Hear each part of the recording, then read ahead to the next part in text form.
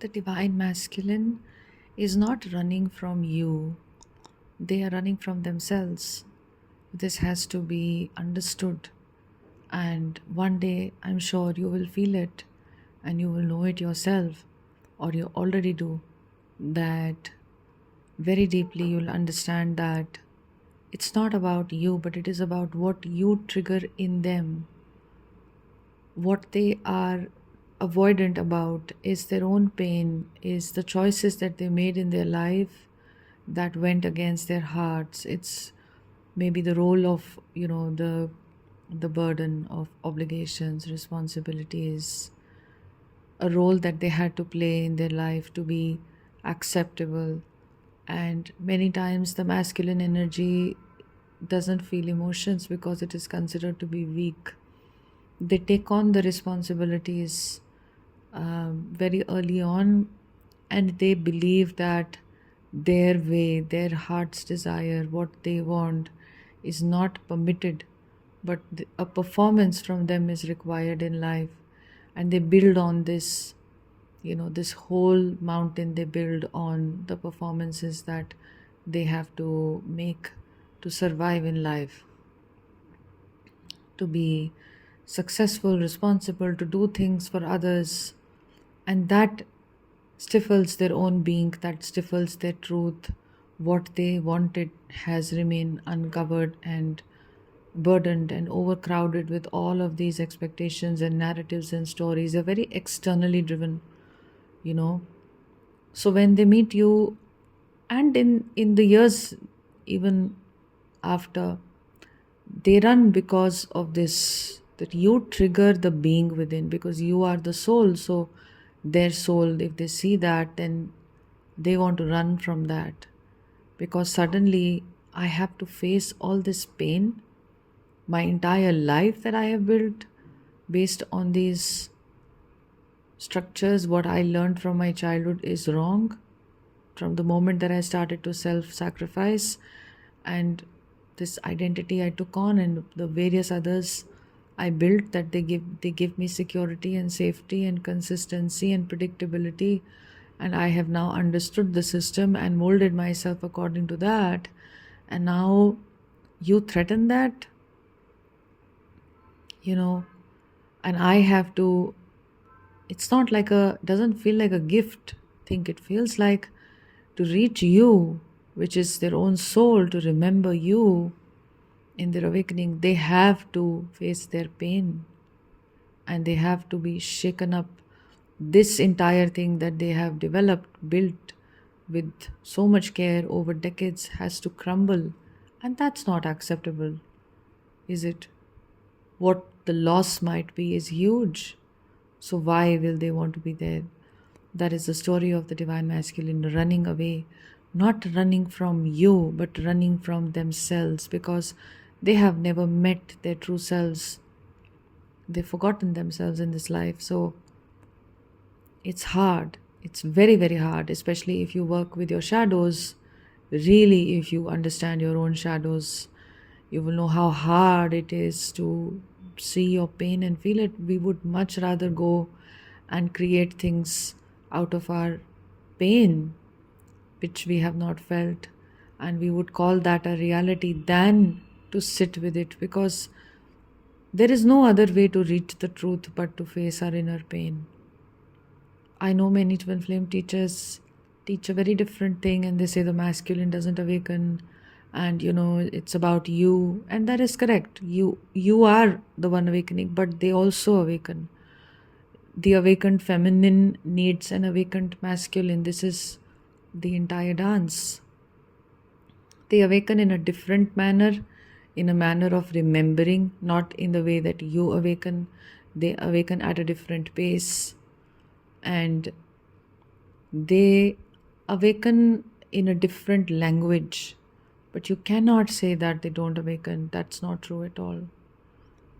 So it's proportionate to your awakening. Are you facing your pain? If you as a feminine ever feel resistant to your divine counterpart or something in your life, and you start to see, why am I resisting this particular thing in my life? Like, why am I resisting maybe um, my divine counterpart or something else? And you will notice your own pain, because after all, the running that they have, even you are running from many things in your life, from your past especially. Why do I keep saying that? Because the past is where we built our patterns. Those patterns are still present.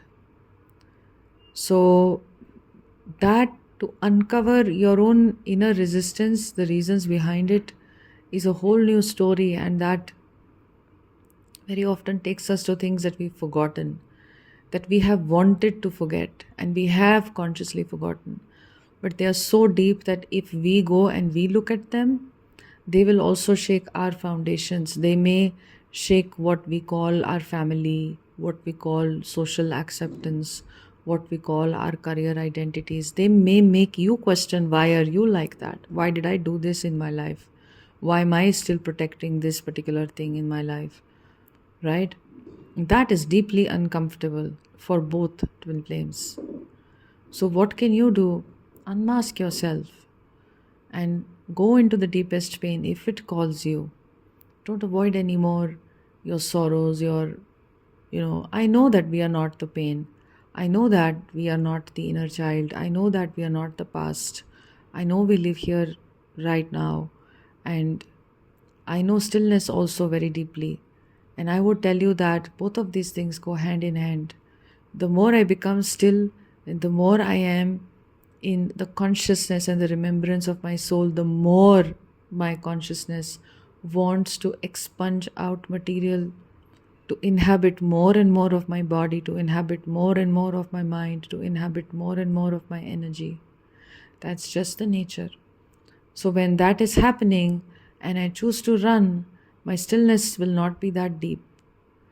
The stillness also becomes deeper in us. The oneness becomes deeper. We become anchored when we allow our pain to be what it is. And this is not about the divine masculine. You're not doing this for outer union, for your twin flame. You are here showing up for yourself. This is your awakening. This in turn gives so much courage to your own 3D twin flame also to do the same. How and why and when is not really that straightforward, but it just does, because you are the same consciousness. It inspires them, it helps you release your dependence on them. You're not going to chase them out of the pain that you've not felt. Why many twin flames? It's a very human thing. Can't let go of the divine counterpart. Or it's simply because the holding on is very strong. And that holding on is because of the pain of your childhood. If you are holding on very strongly, and the letting go does not happen with a vengeance, it's not with hatred.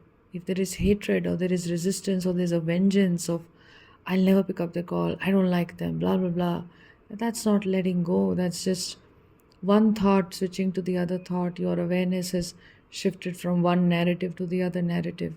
From a chaser, you're becoming a runner, right? The letting go is because I don't need to grasp anymore, because I saw the pain that was making me a grasper in the first place. And when I release the grip, then unity becomes possible with everything in me and around me. And on multiple levels, I can feel the unity. I can allow the experience of unity to happen to me. So, the divine masculine runs because of this. It's precisely why even you are running from yourself, why you are holding on. Once you start releasing the underlying reasons for you holding on, not as a mental thought, not as a change in narrative, not as resistance or hatred or something else, but a deep reckoning with your inner reasons, your inner pain, your unmet needs. Once that naturally unfolds, your twin will also be able to face their pain, because you will release the grip and you'll give them the space to remember, and that remembrance is going to be so deep that it is bound to shake them. It's bound to make them face their shadows, their hidden pain. I hope I have articulated it in a way in which it is understandable. If you wish to work one-on-one with me, we go very deep in these sessions. Click on the first link and see the sessions that I offer, and you can email me to book a session. I can guide you on your journey, and I can help you to release your pain, your wounds, etc. I have done this work for years within myself very, very deeply, and with many, many others very, very deeply. So if you ever feel stuck somewhere, if you are struggling with letting go, or you are struggling with a childhood trauma that has been brought up in your spiritual awakening, or a certain pattern, or a certain feeling, any kind of a discomfort, and if you feel guided to connect with me, or if you just need guidance for your specific journey, then that is the first link.